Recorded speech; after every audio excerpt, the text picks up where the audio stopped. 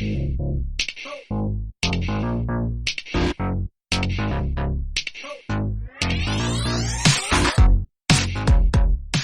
far as last season goes, what were you seeing across the board when you were playing? Destroy. Oh yes, I mean we knew that was going to happen. Yeah, I mean I basically have the same destroy deck that I just tweak here and there. Put X-23 in it. Made sure to put Wolverine in it for the timed missions, which I still haven't cleared that one. So, and I mean, I like the destroy decks. I just eventually it was like, well, but wouldn't it be nice if we weren't all playing the same cards?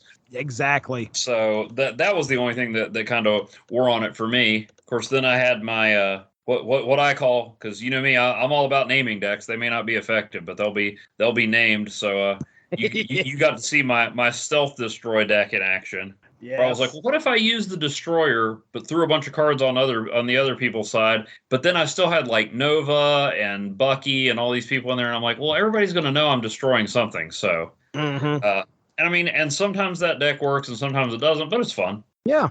Just goblins and all kinds of cards I don't mind destroying. And then maybe sometimes if it works out right, I've got a 7th turn coming up. I've got Shuri to boost Destroyer up to a 30. And then maybe with everything cleared out, I'll throw Orca on there. Let's see what happens.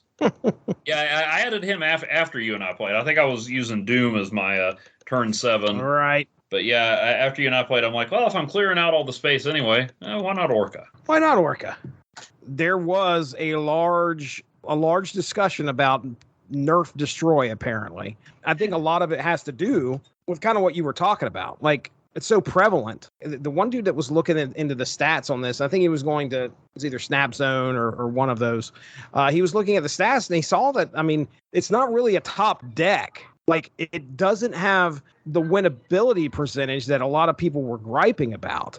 I think the reason you saw it so much is because, you had the new cards and locations and missions and stuff that emphasize those cards. I mean, I think it'll decrease some once there's another focus. And there are a lot of cards, that work with Destroy. I mean, so there's different ways to do it. I mean, I said, be nice if we weren't all playing the same cards, but there are different ways. I mean, not everybody uses Sabretooth in it or whatever. So I don't know that it's a problem because, I mean, I have often, when using a destroy deck, put down Nova and then Wolverine and then Carnage, only to find that somebody put Armor or Cosmo on there. I mean, there's ways to get around it, especially when you know it's coming. To me, it got a little monotonous because, I mean, you see a lot of destroy decks because there are a lot of ways to do it, and there are some useful cards with it. Everything that came out this season was geared toward destroy. Exactly. So it just, I think it just kind of ratcheted it up. But I've never felt like they were unbeatable. So I don't know that they need to nerf it. I think they just need to not emphasize it as much and mix it up. And the cards for the next season don't have to do with destroy. Exactly. I think the Spider-Verse season had more people doing move stuff for a while. Not as much, but move's popular. But move hasn't ever quite been up there with destroy. Destroy, right? I think it just accelerated it a little bit, and I think once they lay off of it a little bit, there won't be the incentive to run it all the time, and people will try some other stuff. Yeah, that's what'll probably happen here. I hope this coming season. We'll talk about that here. What to expect with Loki for all time. Another couple of things I'll just throw out there that I found out this season. I know I told you about the one thing that I had never seen where Brood and Absorbing Man they've been around for a while, but for some reason, this past season was the first time I'd ever seen somebody use Brood, and then they used Absorbing Man to do the exact same thing and create 3/5/5 character creatures. Yeah. So Andy works the same way. I mean, one less, but it works the same way with Mr. Sinister too. Right. Yeah. So and I hadn't thought of that either, but I was reading about that, and I'm like, oh yeah, okay, that makes sense. So yeah, he Absorbing Man got into my but besides my destroy deck, the ones I went back to a lot were the booster deck with Patriot, and then Silver Surfer. And then for a while there, Silver Surfer Patriot was a popular combo. Yep. I made one with that, although it didn't. I don't know. Eventually, I worked Patriot back out of it. I think it's still sitting in my decks. I don't think that's one I deleted. Was that the one, the Silver Surfer Patriot? Wong, was Wong involved there? Yeah, and then Absorbing Man. Yeah, I think I have that one. Could run him in that. So yeah, I messed around with it for a while, but then eventually I just decided to face Patriot back out of it. I like, well, as we said before, I like Patriot's effect. I still think it's terrible that he's a better Captain America than Captain America. Right. So I created a C3 deck. Okay. Which like I had a C2 deck, which I still have the C2 deck in my decks here. Basically, it's Cerebro and then a bunch of 2-power cards. Mm-hmm. And it was probably one of the better Cerebro. It was the first Cerebro deck that I put together that I understood what in the world Cerebro was and how you had to build a deck around it. Mm-hmm. So I was like, okay, well, people have talked about doing C5 decks. I played one of those the other day. That's crazy. So I tried a C3 deck, but again, I can't get it to work and win games. One of the things that I wanted to do was, okay, I'm going to throw in some 1-cost weenies and then Valkyrie them at some point, turn 5, obviously. And as long as Cerebro's out there, then boom, I've got Mystique in there to obviously double Cerebro's power. And I've also got Blue Marvel in there. But here's what I figured out. Man, the locations in this game work against that deck so bad. So throw Rhino in there. Oh, Rhino? Yeah, okay. All right. Because he would just neutralize the location, and he's a 3-power. That's what you would need. Yeah, I mean, there we go. You could use Scarlet Witch too, but who knows what she's going to bring you? So throw Rhino in there to take out the offending location. Yeah, that's brilliant. I just remember first game I played with it was like, oh, there's Necrotia. Like, well, can't play can't play on that location. And then like the next location was Shuri's Lab, and I'm like, well, guess I'm down to one location now. I did not get my C3 deck to work, so. What I did with my Silver Surfer Patriot deck, which I called the Silver Agent deck after an Astro City character, eventually I was like, well, Patriot works okay, or I can take out Patriot and my, cards without abilities and throw in Darkhawk and his gang now that Rock Slide's a 3-cost card. Nice. So I did that. I mean, I'm reading all this stuff because I've used Darkhawk. I don't know. I was late to the Darkhawk party, and I'm like, wait a minute. I love Darkhawk. These people don't even know who Darkhawk is, and they're using him. I need to be using Darkhawk. Right. But yeah. Basically, it was Surfer, Boosters, and Destroy, and then I did use Living Tribunal a lot. Oh, really? Living Tribunal, Iron Man, and Onslaught combo. Yeah. And there's enough juice there that if you don't get all 3 of them, you still have a shot. Mm-hmm. I forget. I'm trying to think who else I have in that deck. But that's another one when I would hit a wall. I'd go back to that one from time to time. Oh, and then Silk, because wherever she lands, that's 5 points. Get Forge in there, Maximus, those guys. So try to score as many points as I can. So that one works. I mean, I'm feeling better and better about my Living Tribunal purchase. Nice. That's good. That's what we need. Be like 17 seasons removed, and I'll be like, you know what? I think he's finally worth it. Right. Someone would be like, why are you still using Living Tribunal? Well, we talked, just a quick mention about Conquest.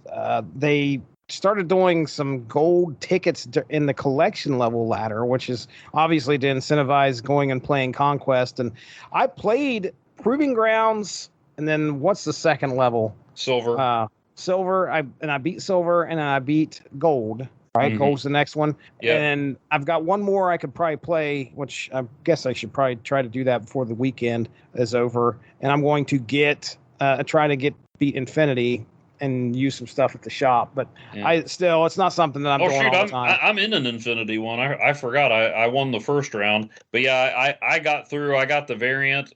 I've gotten just about every prize. I mean, yeah, there's cards I could use boosters for, but unless it's Wolverine, you can't really target him this season. So get 200 or 120 boosters, and it's like, oh, good, more Sunspot boosters. Right. Man, I got a lot of those. All right, well, let's go ahead and we will get into our unlocks. What we unlocked, variants we unlocked of for the past season since we did our last show. And I'll go ahead and start here.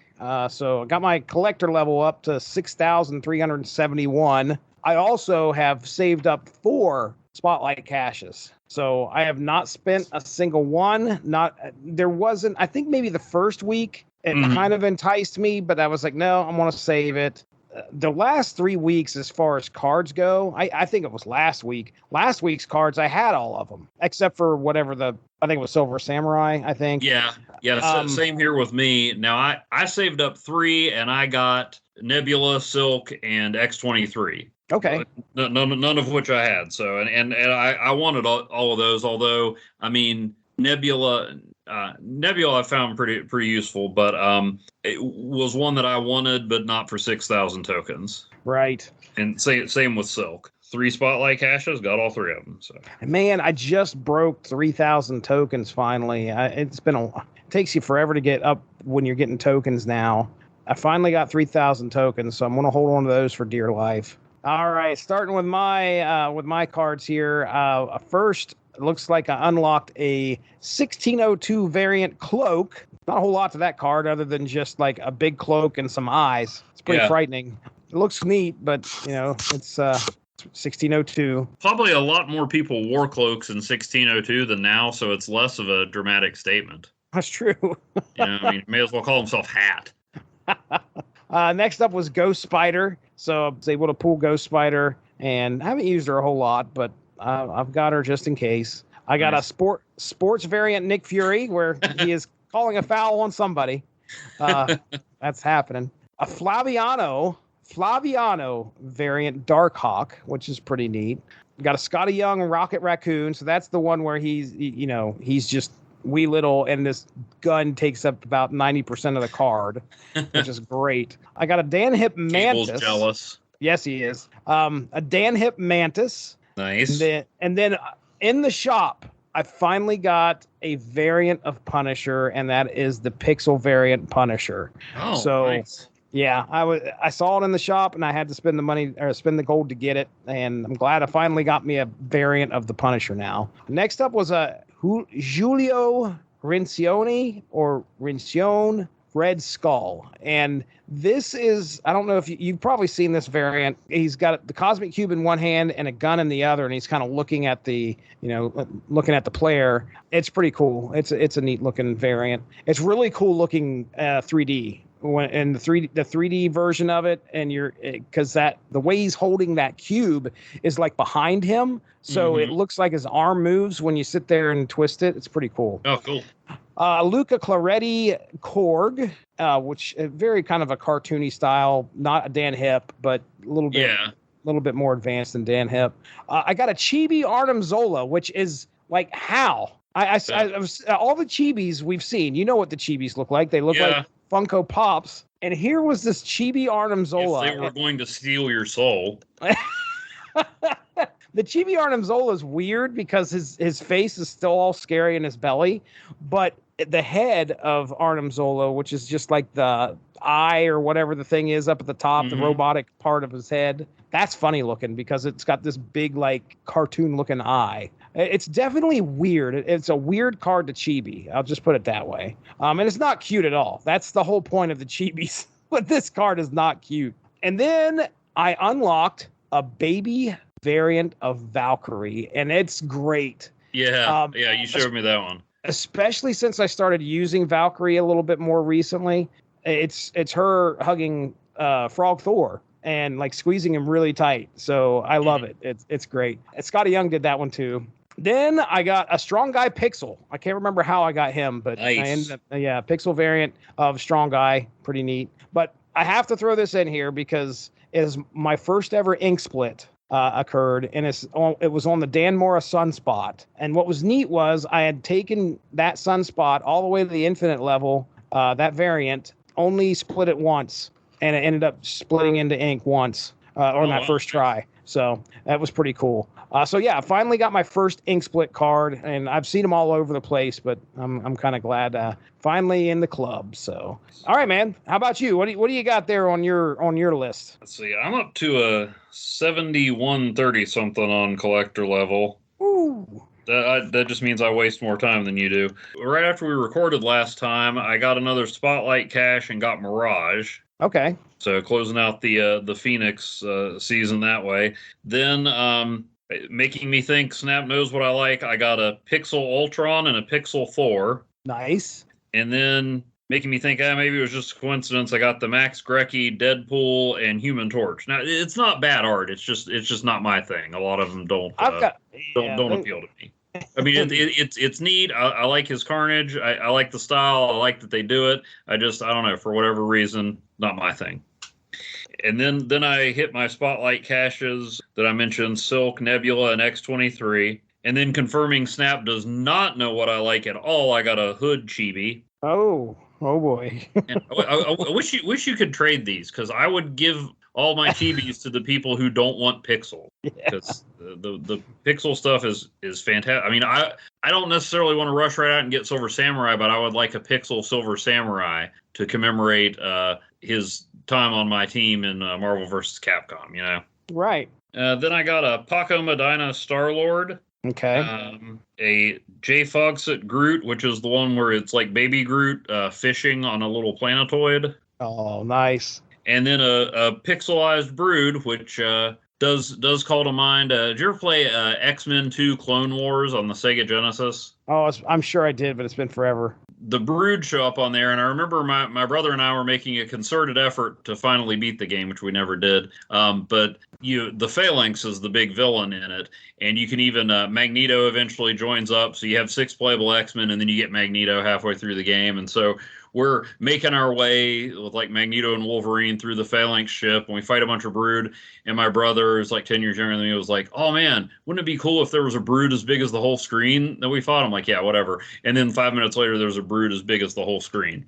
So anyway, I would use that if I didn't have the Brew variant. So I can't get rid of the Brew variant. I'm looking at it right now. Yeah, that's pretty nice. That Pixel Brood. Very cool. Then, because not that I was that great at Conquest, but because I just couldn't stop getting Conquest tickets, I eventually got the anime variant for Wolverine, which is cool. I just rather have the Pixel variant. But anyway, I don't know. So far, and the different variants appeal to different people. The variants in Conquest haven't been all that exciting for me. I mean, it's cool to say like, "Hey, I did it."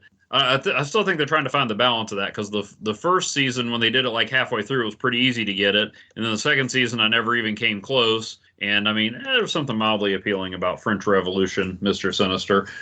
And then this one, I was like, I can take it or leave it. And then eventually I was just like, oh, looks like I'm going to get it after all. Maybe we'll get a Angelic Punisher variant or something. Oh, goodness. I can't.